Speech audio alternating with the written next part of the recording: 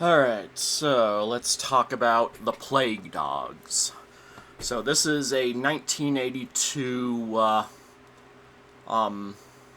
yeah, it's a British movie. Well, I think it was also, well, it was released in America, obviously, um, but yeah, it definitely shows more, British than American. Um, So, directed by Martin Rosen, and based by the book by Richard Adams, um, who also did Watership Down. So, yeah, I guess. Let me see. So, yeah, I guess. Well, hold on. I'm looking at. Because, yeah, Martin Rosen. Let's see. Okay, so yeah, Martin Rosen was he started out as the producer for Watership Down, and then took over as director. And I guess you know, hold on a second. Yeah, I guess Richard Adams was pleased enough with his work that he also hired him to direct The Plague Dogs. Um, yeah. And yeah, obviously there is a clear pattern between these two movies. They both focus on animals, but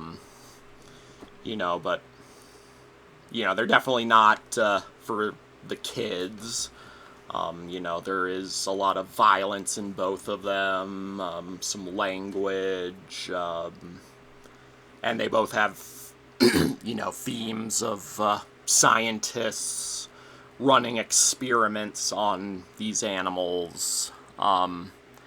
So yeah, it's clear at the very least that Richard Adams, has his, he had his issues with, animal testing. Or at least that's definitely what I'm picking up from these movies. And yeah, I guess Martin Rosen is a big part of his, I guess, agenda, you could call it, although it might make it sound a little, what's the word? Ignoble, which it definitely is pretty noble to, stand up for animals. Anyway, yeah.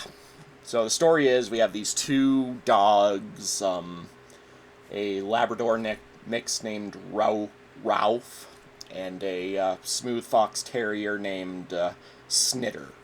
And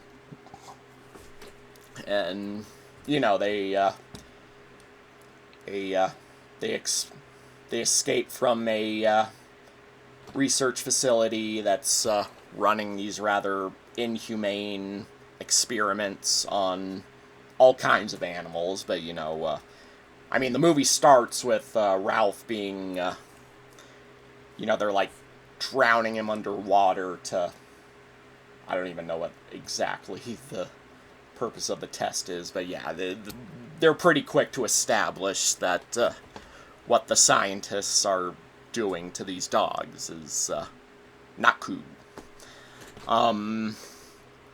So yeah, and Snitter, apparently they ran a some kind of test on his brain after he allegedly killed his owner, but we see a flashback that seems to establish that his owner actually pushed him out of the way of a truck that ran him over, and then people accused Snitter of killing him. Yeah.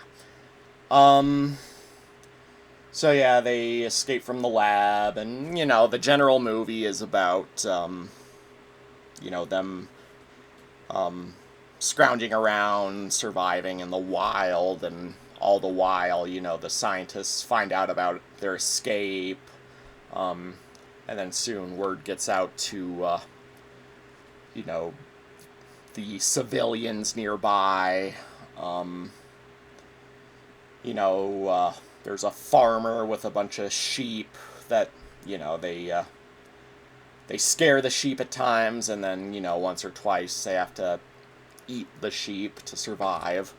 And they get help from this fox, who refers to himself as the Todd. Um, so, yeah, I don't know if that's a reference to Fox and the Hound. It's probably just, Todd is probably just another word for fox, which is why, they used it in both of these movies or stories. Anyway, and much of the time Ralph has trouble trusting the Todd. But yeah, obviously by the end the Todd turns out to be quite helpful. He helps them survive in the wilderness. And yeah, I don't want to give too much away what, how things develop, but yeah. But overall, the movie is, honestly, this movie kind of makes Watership Down look like,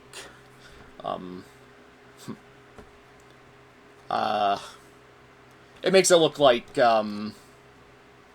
I wouldn't say an upbeat Disney movie, but I don't know, one of the less bright and cheerful ones, like, I don't know, Fox and the Hound. So yeah, hold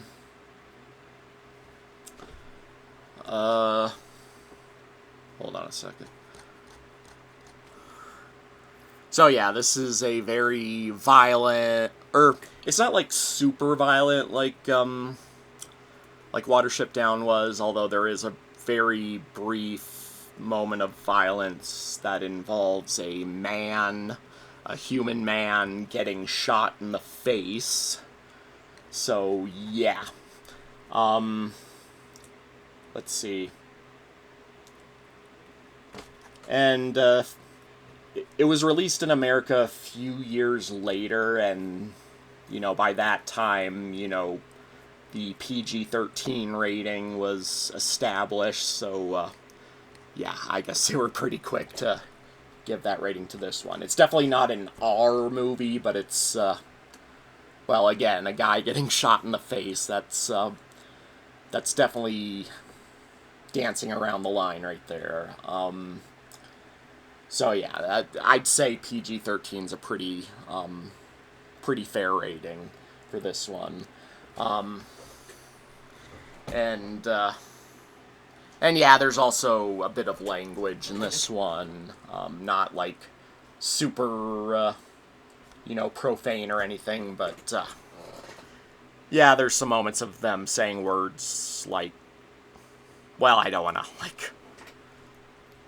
well, basically, I hear the word bastard said once or twice, and I think that's about as dirty as they get. But anyway, yeah,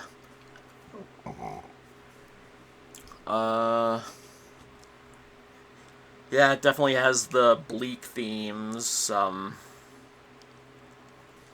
Yeah, it may not be as violent or graphic as Watership Down was, barring that one scene I keep bringing up. But it is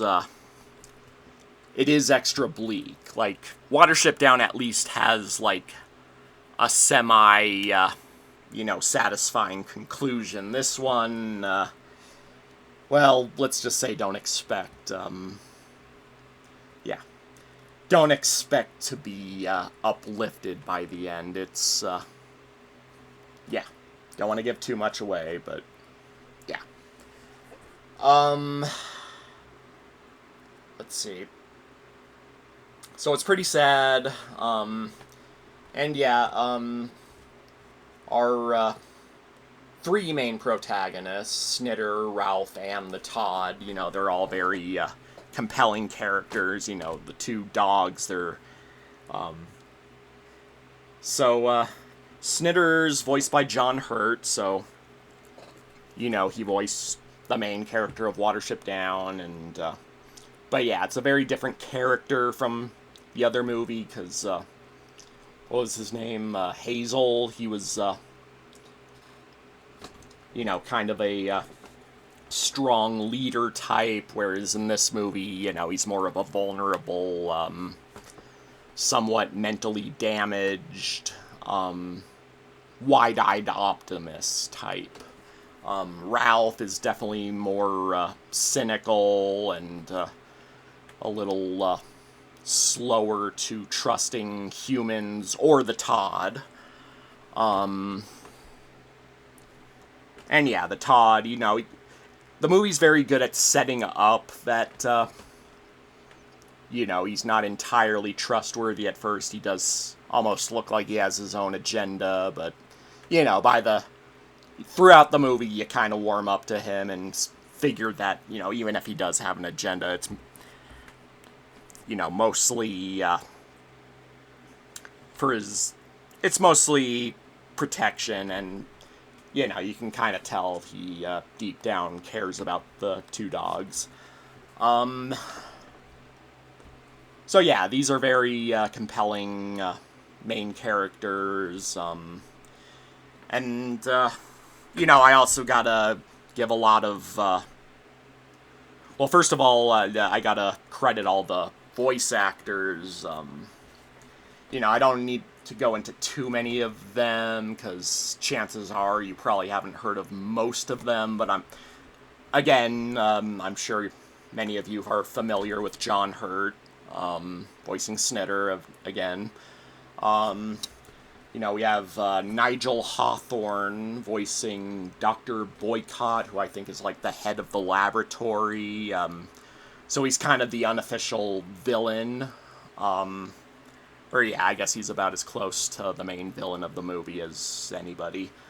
And yeah, for those who don't know, I guess Nigel Hawthorne is... let me see. I'm trying to see what I would know him from...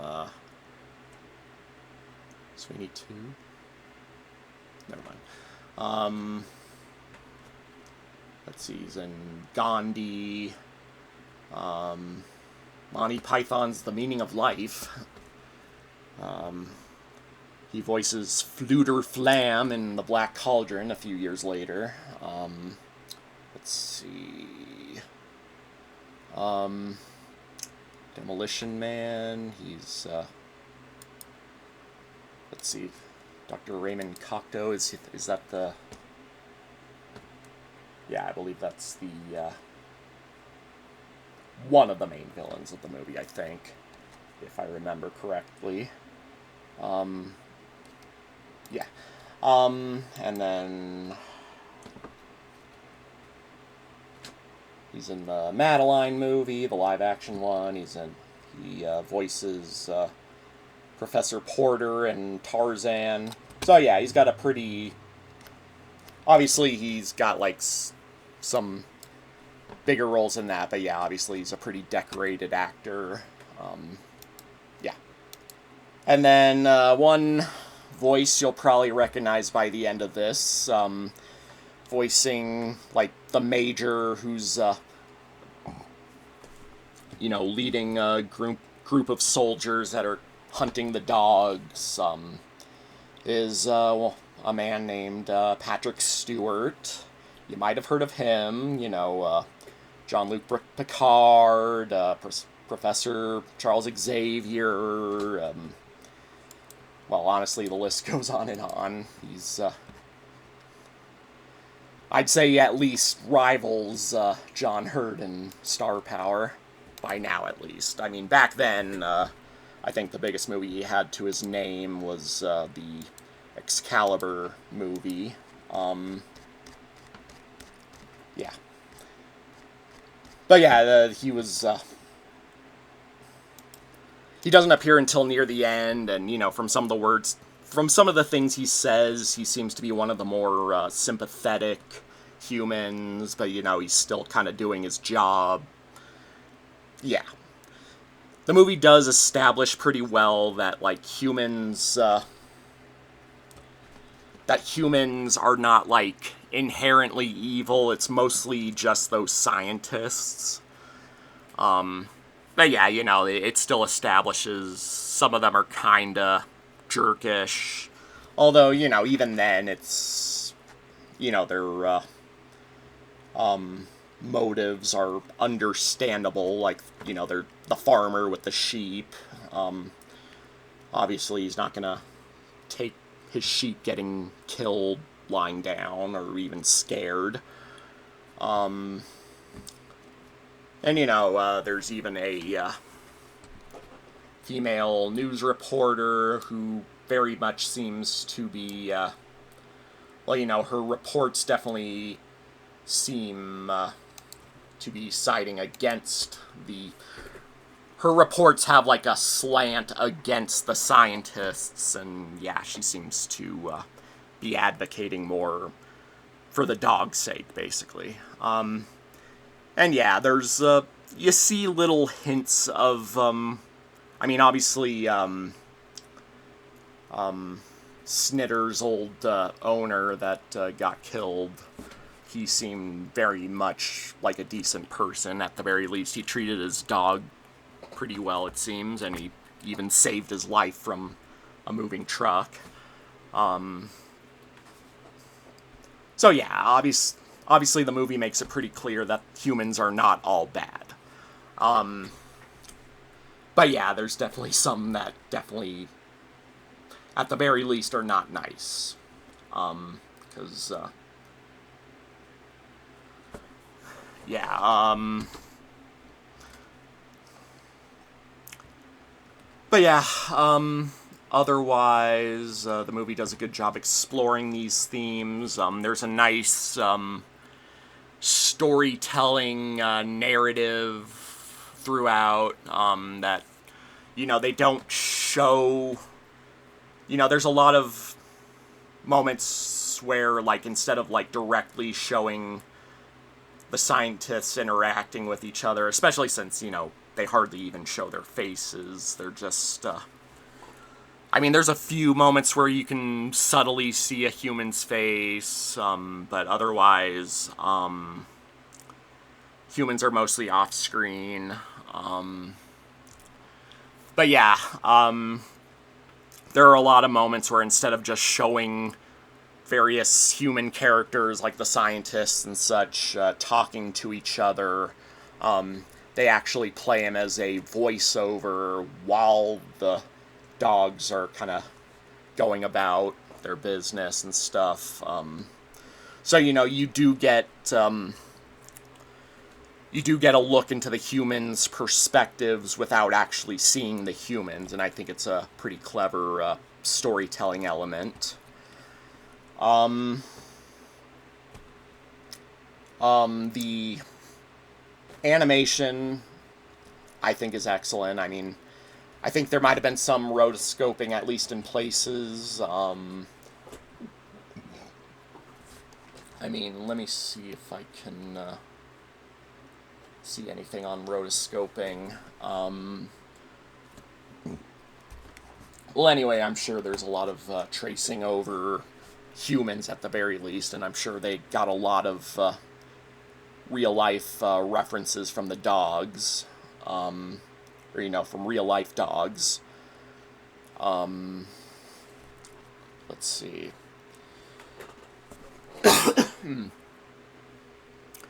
But yeah, overall, I think the animation is gorgeous. It's very expressive without being, like, too stilted or anything. Every movement seems perfectly natural. I think they did an excellent job with the animation, the storytelling, the characters. Overall, yeah, I love this movie, honestly. I think I yeah, I'd say I like it even more than Watership Down. And yeah, I'm trying to think if there's anything else that I need to talk about, because I mean, yeah, as usual, yeah, if there's anything I need to add, I'll put it in the comments. It's so yeah, overall, excellent movie in my opinion. And I'm gonna go ahead and give this movie a 9 out of 10. And I would definitely highly recommend it if you think you can handle it, because yeah, it's pretty intense in places. Besides the face shooting scene, there's a